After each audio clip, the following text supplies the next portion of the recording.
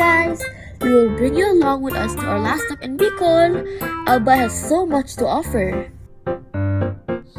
Solong Eco Park is well known for its Solong Hills and Solong Cave, or known to others as Crystal Cave.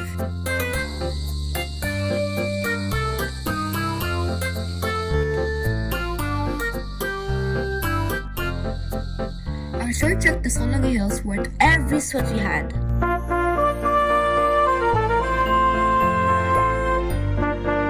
From the hilltop, you'll see the majestic Mayon volcano on a clear day and the panoramic view of the Kitinday Hills on the other side. The hills resembles like the chocolate hills in Bohol. Amazing, isn't it?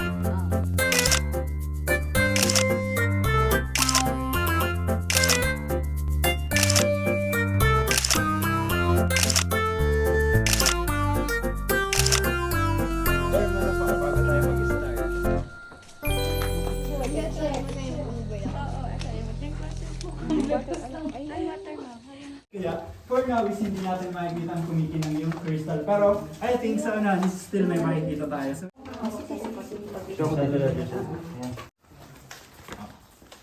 hi vlog, welcome to my guys.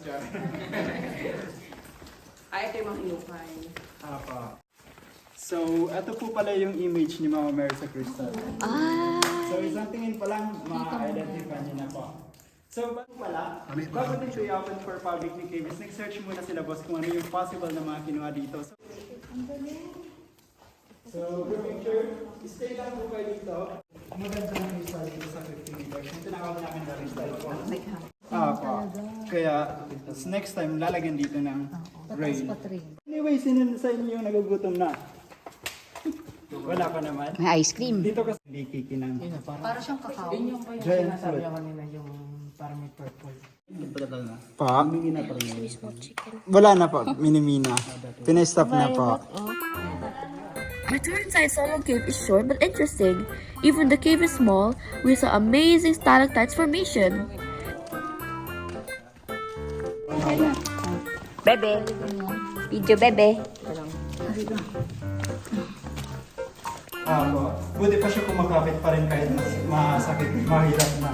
Ayun na, merong ano, Solong Eco Park.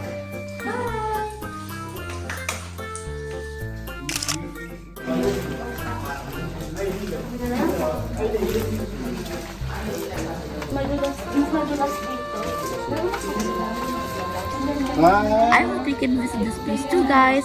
We had a great adventure. Thank you.